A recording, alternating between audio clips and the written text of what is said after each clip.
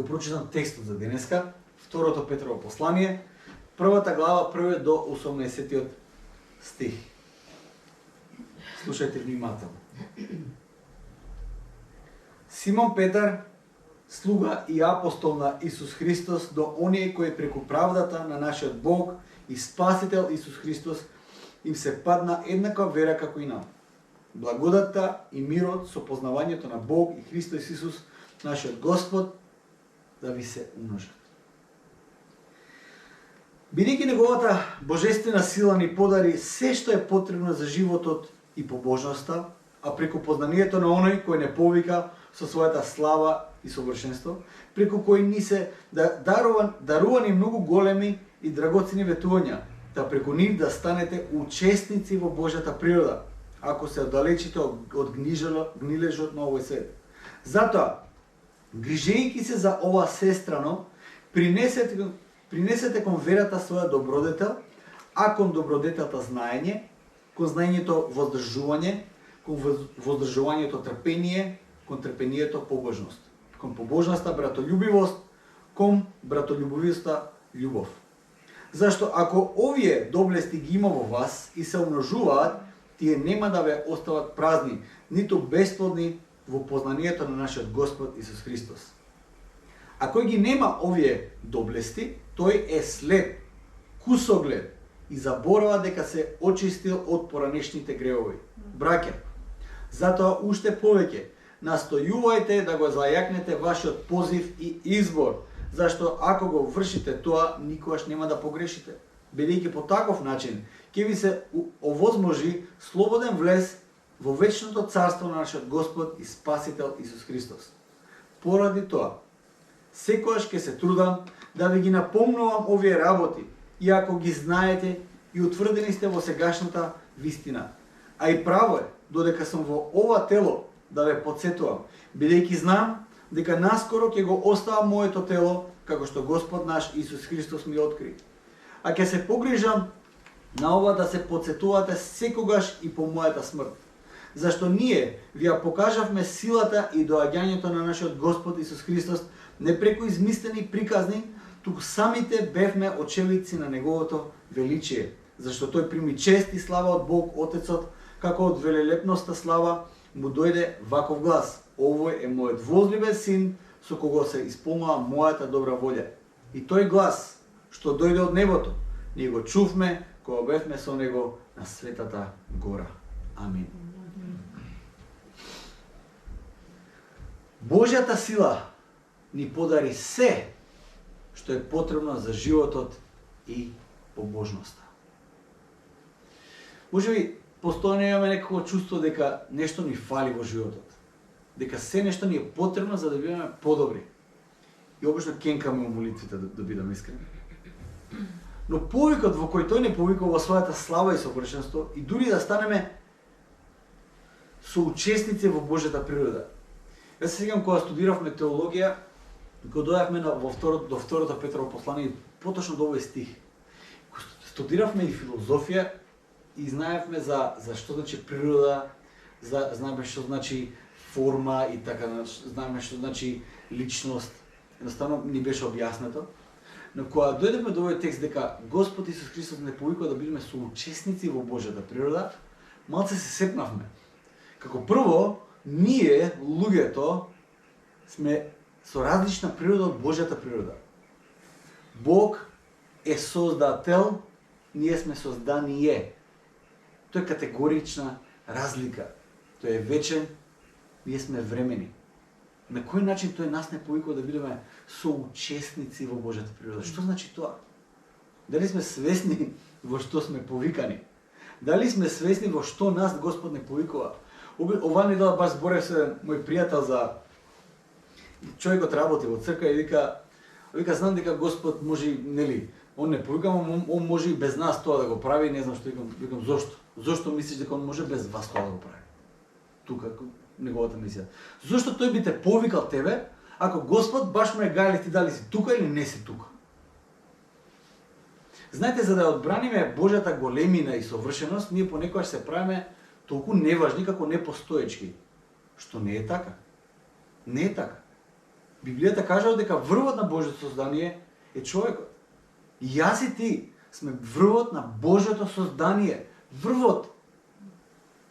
И тоа не го кажам со некоја гордост или па со лажна скромност. Врвот на Божјото создание. И јас и ти го носиме Божјиот образ во нас.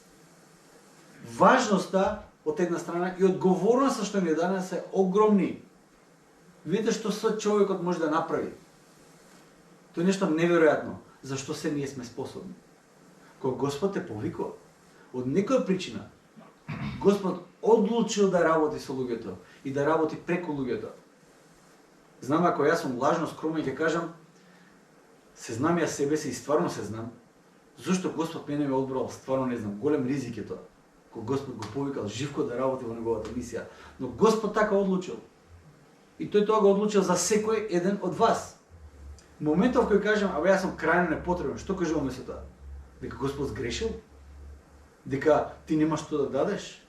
Од тоа што јас го гледам сосема спротивно нешто. Тој не повикува да станеме соучесници во Божјата природа. Што и тоа да значи?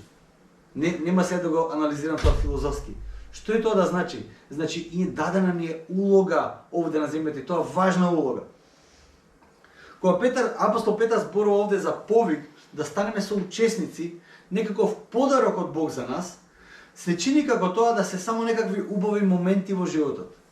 Се чини дека голем дел од тие работи се минато свршено време. Кога апостол Петар вели ни подари, не повика, сикаш тоа све заврши, тоа некаде во минатото. Јас тоа го искусив и сега сум амин, тоа е тоа. Јас сум веќе внатрешен дел од приказната и готово. Често пати знаеме нашите доживувања со Бог, кои се во минатото да ги држиме како гаранција и доволно искуство со Бог за цел живот. Знаете, понекогаш кога во црквата ние имаме, кога некој ќе се крсти, го кажал своето сведоштво.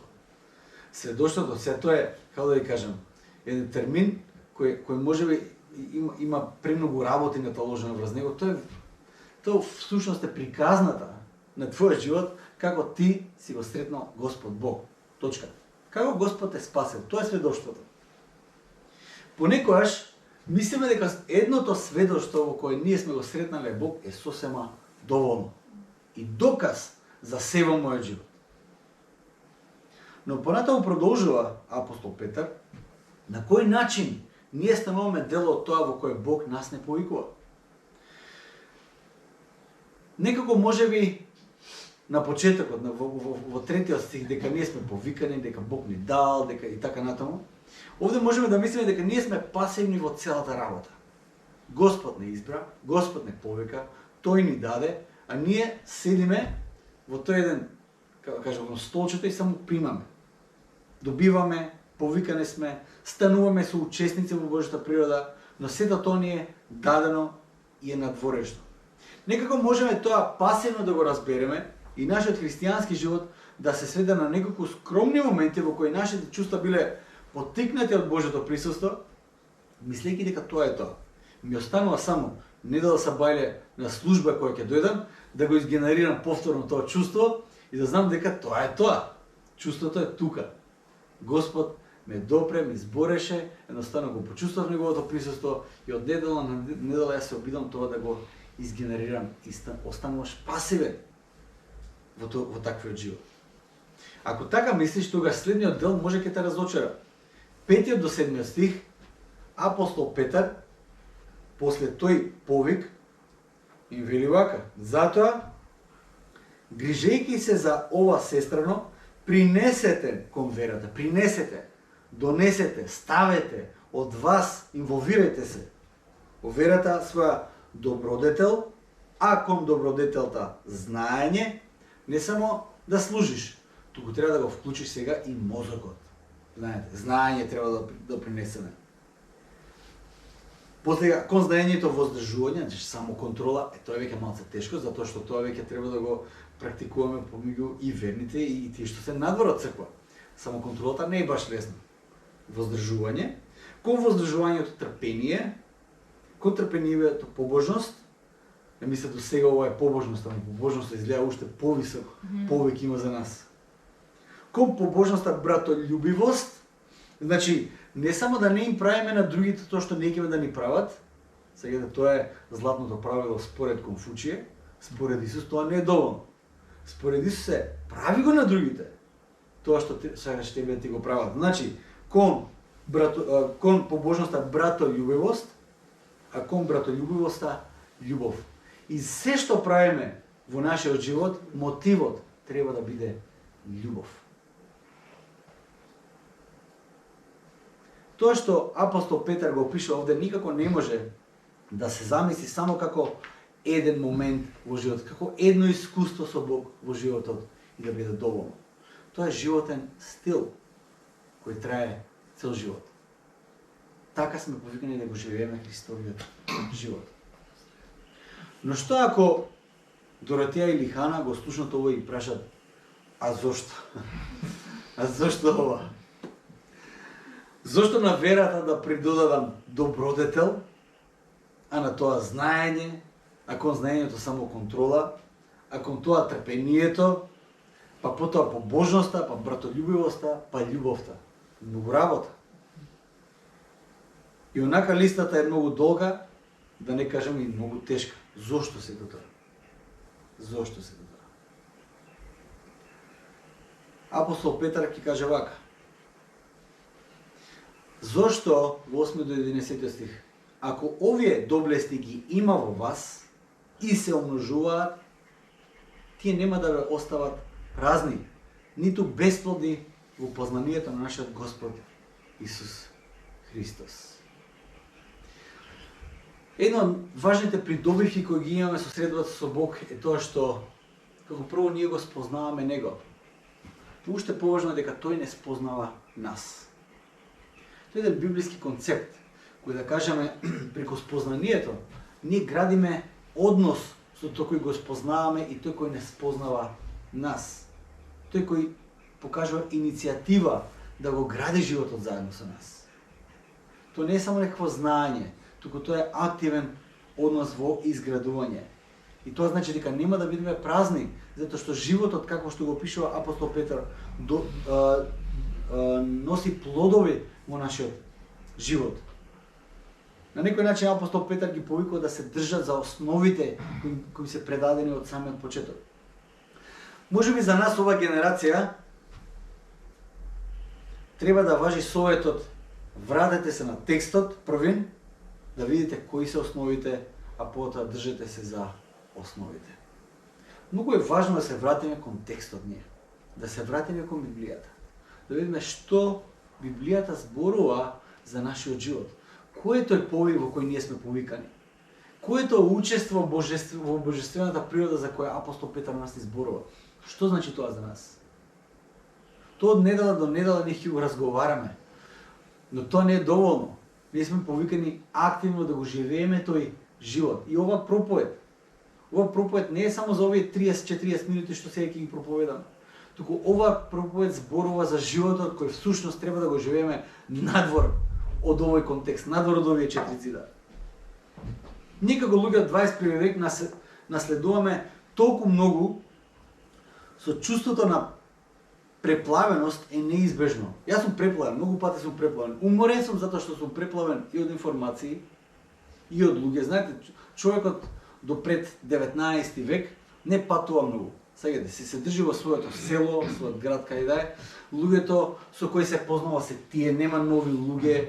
Сегате, брачниот другар го бира од малото, од селото, од школските, не знам што е да е. Во 21 век ние патуваме. Многу патуваме. Преку социјалните медиуми ние сме изложени на огромна заедница. Од еднаш наместо 5-10 луѓе, кои би требало да бидат природна некаква конекција, аз сега имам 150 луѓе во мојот живот со кои јас комуницирам. Ова недела пишува со луѓе од Африка, од Малезија, од Америка, а не сум ни мрднал од Скопје. А бев во комуникација со нив. И тоа понекогаш ме преплавува. Ме преплавуваат сите вести кои ги слушам. Отворена точка, ти се селектирани вестите, нели?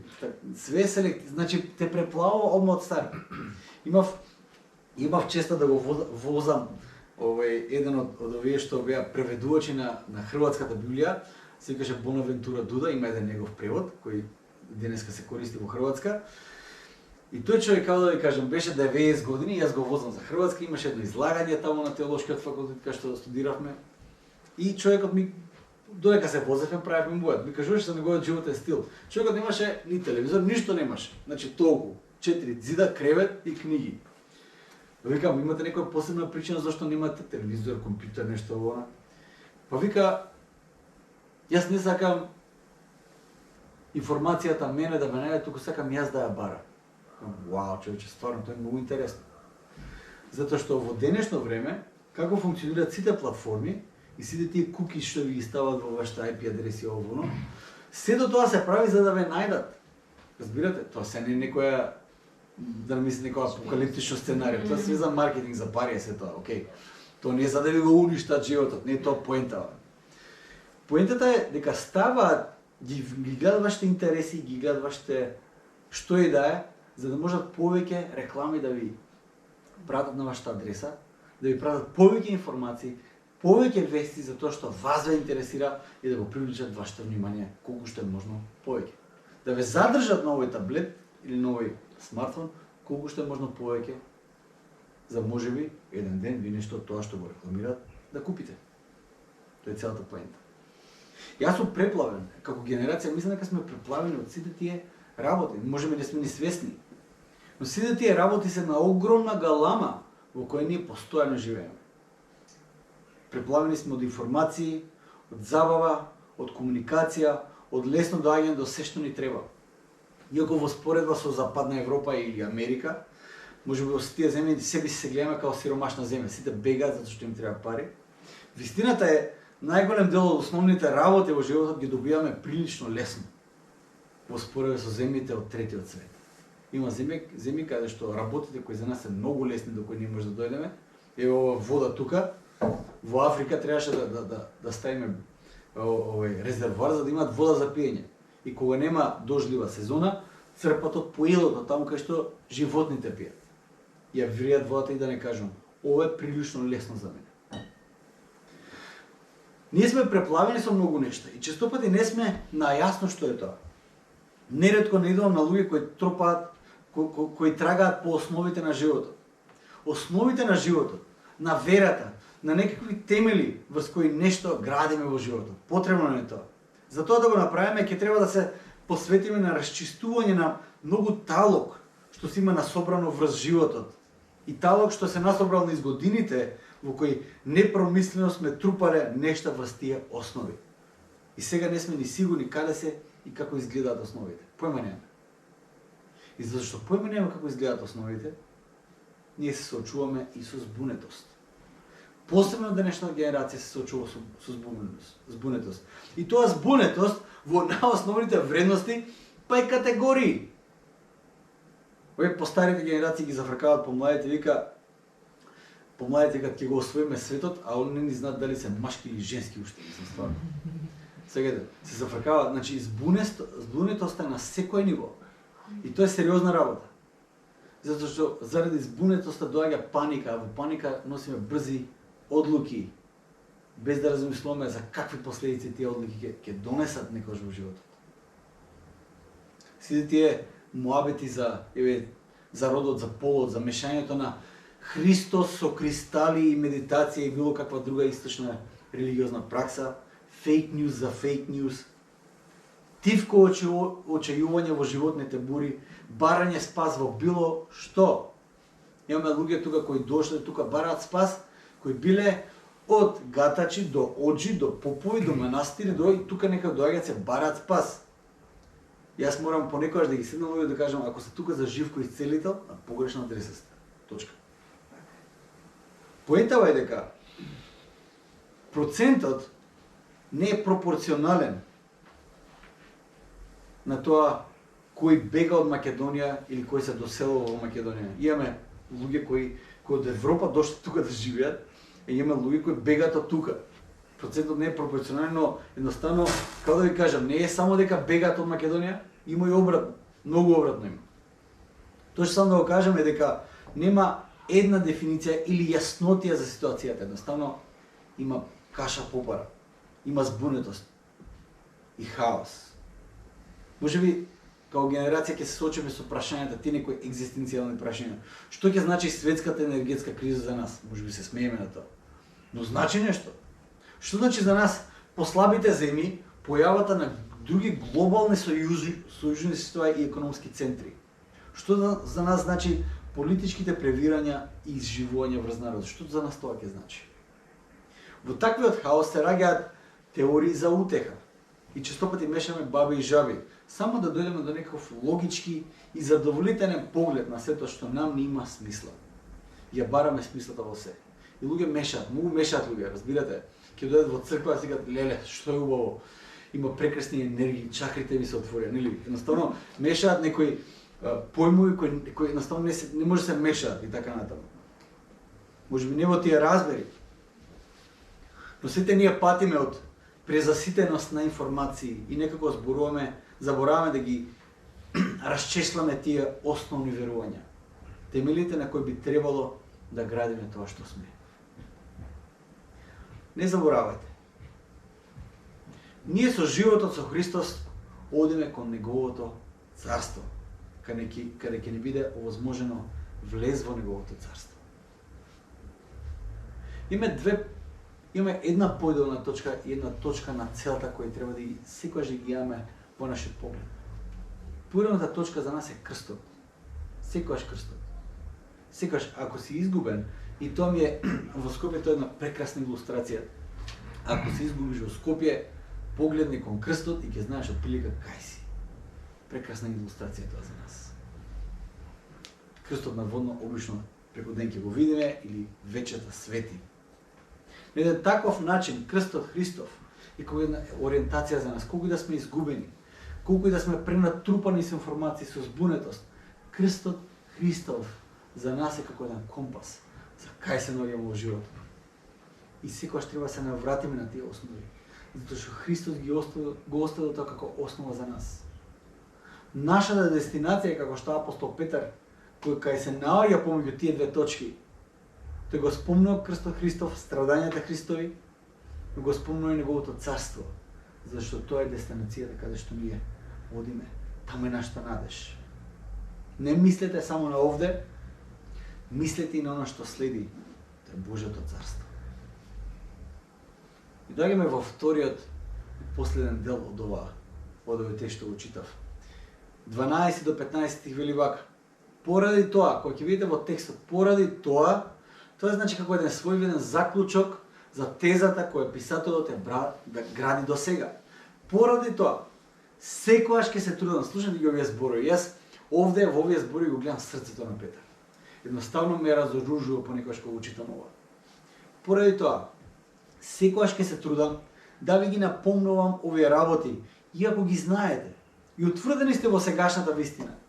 А и право е, додека сум во ова тело, да ве подсетувам, бидејќи знам дека наскоро ќе го оставам моето тело, како што Господ наш Исус Христос ми откри. И ќе се погрижам на ова да се подсетувате секогаш и по мојата смрт. Колку пати апостол Петар каже дека ќе ги подсетува на тоа што тој го напишал веќе и тоа што го проповедал. Многу пати. Додека сум во тело, кога ќе умрам, пак ќе се погрижам да се сеќавате на овие збори, да се навратите повторно кон темелот на нашата вера. Секогаш, дури кога ќе умрам, да се сетите на тоа што го проповедавме. Можам само да ја замислам агонијата во која се наоѓа апостол Петар во овој момент. Тој знае дека наскоро ќе биде убиен. Црквата ја остава на следните генерации во наследство, но тој има внатрешни борби со размислувањата, а што ќе се случи после мене? На кој начин ќе продолжи црквата? Што ако црквата продолжи во погрешен пат? Што ако наместо Исус црквата остане само уште една од многуте еврејски секти кои ги имало во тоа време? Во тоа време многу еврејски секти.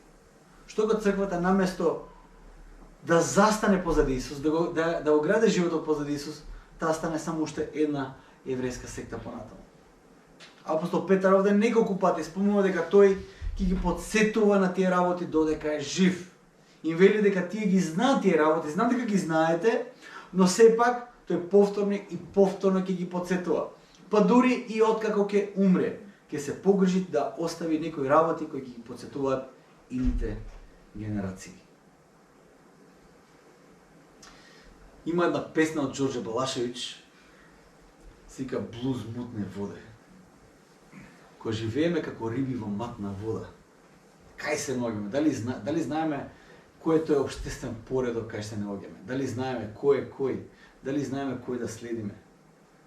Кој живот води у мутној води, мора све трикове добро да зна. У мутној води, што многим годи, посебно оним се врха и дна. Таков е животот, као блуз у мутна вода. Или ја певам со блуз, без намере битне, и највеќе рибе за мене су ситне. Јас се стране само посматрам тај свет. Тој е наблюдувач. И така натаму, и така натаму. Што кога ќе дојдат таквите времиња во животот? Матните води. Кога не е се јасно. Кога плivаме во матни води, како сега например. Водата во која плivаме честопати е многу матна. На што сака апостол Петар да ги потсети христијаните? Тој сака да ги потсети дека тие се повикани од Исус да бидат во неговата слава, да ја споделуваат неговата природа. Има повеќе од тоа што може да се види сега и овде. Апостол Петар е многу јасен за тоа. Неговото царство е воспоставено не во целост, тој ќе се врати. Може би ќе си кажете, па зошто воопшто да се трудам, зошто да бидам добар? Зошто да бидам добар, дури кога никој не ме гледа? Тоа се прашањата кои моите деца обично ги поставуваат. Тоа се прашања кои се во нас од мали нозе. Може би некој да признаеме, но тие прашања се уште се во нас. Кога никој не те гледа, шо правиш? Дали се однесеш како некој да те гледа? Доколку нема повисока цел, отколку само затоа што сите така прават, затоа што така останало, за да не те изеде баба рога, кои механизми да ги користиме за деца, се до тоа нема смисла. Има смисла доколку некој те повикува на тоа, на таквиот живот. Само тогаш има смисла. И доколку тој некој е оној кој е вреден за твојата послушност. И доколку тоа станува дел од некоја поголема приказна. Доколку тоа нешто, таквиот живот добива некој поголемо значење. Таквиот живот во кој ние сме повикани има смисла само доколку некој не повикува, и ако тој некој има вредност за ние да го послушаме. Ние сме повикани во еден таков живот, затоа што знаеме дека природно не ни доаѓа да живееме така. Мене природно не ми доаѓа само контрола, трпение, братолюбие. Не ми доаѓа природно. Природно знаете што ми доаѓа? Себичност. Природно ми доаѓа да си мислам на себе си. Природно ми доаѓа да лажам кога сум густо. Тоа ми е многу природно. Вистината никош не ми доаѓа природно. Ми доаѓа тогаш кога имам бенефит. Ама кога треба и јас да платам некоја цена, мене вистината не ми доаѓа природно. Љубовта, понекогаш кога е тешка, не ми доаѓа природно. Ние сме повикани во таквиот свет живот. Но таквиот свет живот има логика ако вреди да се следи тој кој не повикува. Секако не може да постои повик без оној кој повикува. И денес еден куп луѓе повикуваат да ги следите. Еден куп луѓе. Имате политичари, имате инфлуенсери, имате Инстаграм, не знам какви све не, луѓе кои ве повикуваат да живеете во одреден животен стил. Имате луѓе кои едноставно ве повикуваат, ви кажуваат како да живеете за да имате подобар живот. Тие повикуваат за твоето внимание, за твоите ресурси, тие повикуваат, не те тера на сила секако, во најголем дел, но повикуваат. Луѓето кои својата приказна гледаат дека има смисла во некој од тие повикувања, вложуваат се од себе. Многу од нив дури ризикуваат многу во живота за да следат нечиј повик. Многу од нас завземаат некој став како резултат на нечиј повик. Исто така и Исус повикува. Кој ќе слушнам неговите проповедите кои Исус ги има, кој има уши, нека чуе. Отприлика на сличен начин Исус повикува. Тој има повик за секој човек, бидејќи има некаков план за светот во кој живееме. Од тоа што можеме да го забележиме во Библијата, тоа е план со надеж и живот во праведност. И тоа не се однесува само на таму горе, после некој ден, после некој време, нели? Од кога ќе умреме. Тоа се однесува и на овде и сега, кој ќе биде комплетирано еден ден кога Исус ќе се врати. Така живееше првата црква. На тој начин ги пишувале посланијата и евангелијата и на тој начин и ден денес и нас не повикуваат да живееме на еден ист начин. Можеби некој од нас може да последочи таа разлика во својот живот. Каков е животот пред да ги следиш повикот и гласот на Исус и после, откако ќе го заследиш тој негов нежен повик во твојот живот. Каква е разликата што се случува во твојот живот? Повик да живееш во неговата црква, да бидеш дел од неговото семејство на земјата. И онака како што апостол Петар кажува, да станеш учесник во божествената природа и да се оддалечиш од гнилежот на овој свет. На некој чуден начин животот станува поразличен за секој еден од нас и се менува светот околу нас. Многу чудно. И апостол Петар завршува со едно свое сведоштво. Завршува со едно свое сведоштво. 16 до 18 стих апостол Петар ја дава причината зошто тој ги повика христијаните да живеат на еден таков начин. Зошто тој тоа го прави? Апостол Петар вели вака: ние не проповедаме затоа што не проповедаме некои убаво составени приказни и да ве повикаме во тоа. Или на таа гора, каде што Исус ја откри неговата слава на нас, ние бевме сведоци. Ја видовме неговата слава и затоа ви го проповедаме тоа.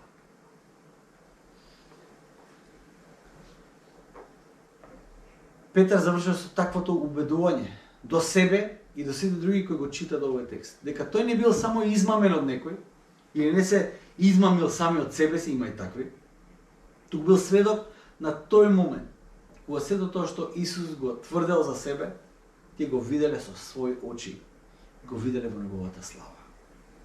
И тоа е многу важен момент. Врежан во неговото сеќавање. Потврда за се што тој верува. Интересно е дека апостол Петар слободно можел овде да спомне било кое друго искуство кое тој го имал. Можел да го спомне воскресението, и мислам дека тоа е доволно. Можел да го спомне воскресението на Лазар. Абе, видовме човече, го отворија каменот, Лазар излезе замотан, Исус го, и така натаму. Апостол Петар можел да каже било кој од тие искуства кои ги имал со Исус, кои се стварно ненормално јаки. Но Исус во неговата слава е посебно сеќавање за него. Гласот од небото, потврдата од таткото и сето тоа што се случило таа вечер на таа гора на преобразувањето, за Петар останува како една потврда дека се што работел досега и се што верувал за Исус е вистина и има смисла. Но таа средба на планината со Исус за апостол Петар била лична средба. И тука е вредноста која апостол Петар има. Тоа е лична средба која тој ја има со Исус. Обично Исус остава момент кристално јасен во твоето сеќавање, во кој ти се сеќаваш кој е тој што те повикува. Јас го знам тој момент во мојот живот. И кога јас пораснав во црква, едноставно имаше момент кога Исус ми остави толку јасна слика дека тоа е тој. И знаете што тоа не ми излегува од глава. Невозможно е да го заборавам тоа или да го протолкувам на еден друг начин. Неможно е. Други кои ќе поминат години од тој момент, од таа средба со Исус, ти знаеш длабоко во себе дека тој момент не биле твоите чувства, не била некоја еуфорија, не била некоја халуцинација, туку бил Исус кој јасно ти дал на знаење дека те вика и тебе да бидеш дел од тоа што тој го планира во овој свет и дека твојот живот добива смисла во тој убав план кој Исус го има за светот. Моето прашање за секој од вас е: кој е тој момент во кој прв пат си го почувствувал Исус, ја почувствувал раката или нежниот повик негов во твојот живот? Кој недвосмислено било лично искуство кое ти го имаш во животот. Може би поминале години од тогаш. И сега се обидуваш тоа да го израционализираш, да сватиш што случно се случило. Дали тоа е вистинска пројава на Господ или биле тоа некој твоја преголема желба да се искуси нешто па си доживеал нешто. Дали можеби немаш апсолутно никаква средба со Господ на еден таков начин, па сакаш да го сретнеш. За апостол Петар, во тие негови последни денови од својот живот, таа средба на планината, во која сведочеле тој, Јаков и Јован, била лична средба само за него, кој тој многу лично го доживел Исус. И таа средба, во тие моменти на изгубеност, на сомнежи, на страови, останува како сидро кој ја држи неговата вера за тоа што Исус го повикува него. Кој е тој момент во твојот живот? Апостол Петар е многу јасен. Да не повикува нашиот христијански живот да се сведе на едно такво искуство. Но таквото искуство е како една иницијација, една како да кажам, еден почеток на развој на таквиот живот во кој Исус нас не повикува. За таквото искуство да стане секојдневие во нашиот живот. За еден таков живот апостол Петар нас не повикува. Размисли дали навистина има таков момент во твојот живот, ако нема, барај од Господ. Барај од Господ да ти се прояви, да го искусиш на еден таков начин. Затоа што Господ сака да биде спознаен. Господ Исус сака да биде спознаен од мене и од тебе. Сака тој да не спознае нас. И искуството кој го имаме за секој од нас е посебно. Другите апостоли не го кажуваат тоа. Освен апостол Јован во неговото второ послание, мислам да го кажа во истиот момент, или во првото послание беше. Затоа што тој го искусил тоа. Другите апостоли имаат други искуства со Исус, во кој Исус постојано ги потсетува: јас бев тоа, јас те повикав во таквиот живот. И јас сум тука. Те следам. Ти помагам. Секогаш кога ти е потребно. Секогаш кога си изгубен, може да ме најдеш. Да бараме од Господ такво искуство во нашиот живот, како апостол Петар што имал. И сега во малите групи ќе продолжиме со второто послание. Се надам дека преку оваа проповед ви инспирира да седнете се да го прочитате посланието. Онака внимателно. Видите што е тоа што апостол Петар го става како еден аманет до црквата. Едни завршни зборови за целата негова мисија, за целиот негов живот, кој тој го посветува на Христос во црквата. Да видиме што тој искусил. Зошто апостол Петар, кога го пишува ова послание, имаме чувство дека само пред 2 дена бил на гората на преобразување и го има истото чувство после 30 години. Истото чувство е генерирано. Истото се потсеќа на тоа чувство. Се потсеќа со такви емоции, како да тој момент се случил само пред неколку ноќи на таа гора на преобразување. И тоа го држи до крајот на неговиот живот. Да го бараме Божјото присуство постојано.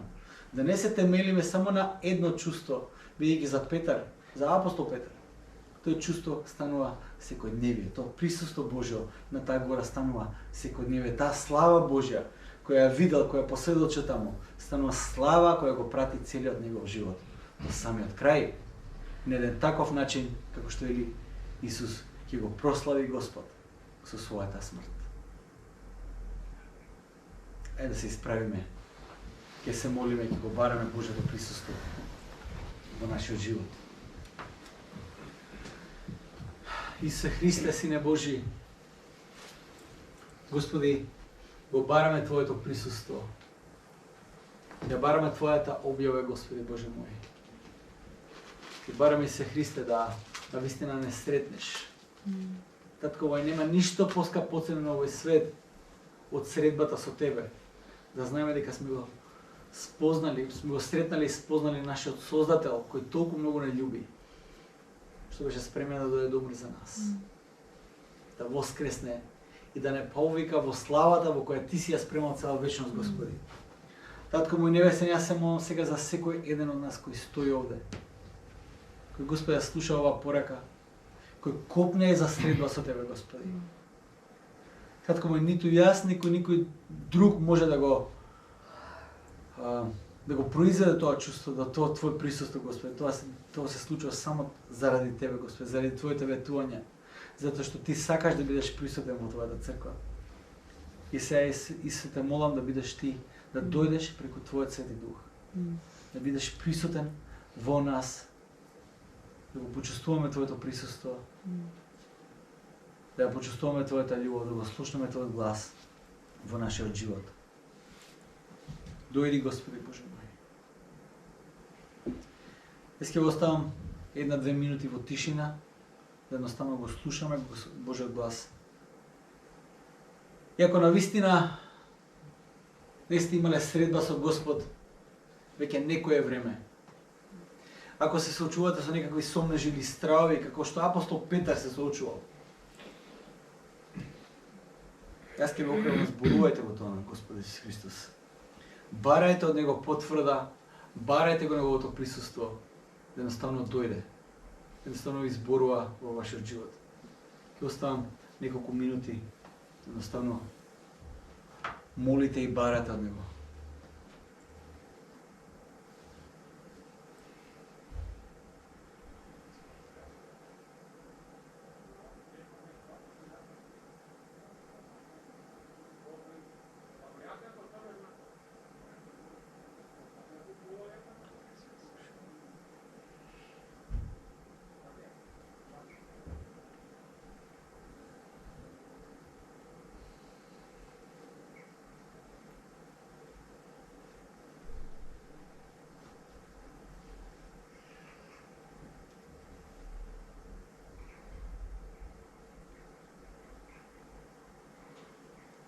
Татко мој небесен, дојди Боже мој, сакаме да имаме средба со Тебе, навистина. Потребен си секој ден од нашиот живот, Господи. Без Тебе не можеме навистина ништо. Исусе, како што Ти си кажал, ги веруваме тие зборови буквално, Господи, дека без Тебе не можеме апсолутно ништо. Затоа Исусе Христе, те молам, дојди. Дојди Боже мој, доприне. Биди со нас. Исусе Христе, се оставаме во Твоите раце. Јас верувам дека Ти за секој еден од нас посебно имаш своја лична објава, Господи. Онака како што секој од нас може да те разбере, Ти така се пројавуваш, Господи. И Ти благодарам, се Христе, што тоа го правиш. Боже, сега сакаме да дадеме целата чест и слава на Тебе, како оној кој е вечен, оној кој не создал, не откупил и не повикуваш, вечно да останеме со Тебе, Господи, во Твојата слава. Помогни ни, Господи, секојдневно да го живееме тој живот во Христоликост. Да станеме слични на Тебе, да растеме во доблестите во кои апостол Петар ја повика од црквата. Господи, знам дека ќе има тешки моменти во животот, кои ќе дојдат сомнежи и стравови. Но, Господи, те молам, дај ни искуства како еквивалент на она што апостол Петар го имаше на гората на преобразувањето, Господи, да знаеме дека стоиме цврсто во Тебе и дека Ти си со нас секој ден, Господи. Го бараме Твојот допир и Твојата објава секој ден во нашиот живот. Биди со нас, Господи. Амен. Amen.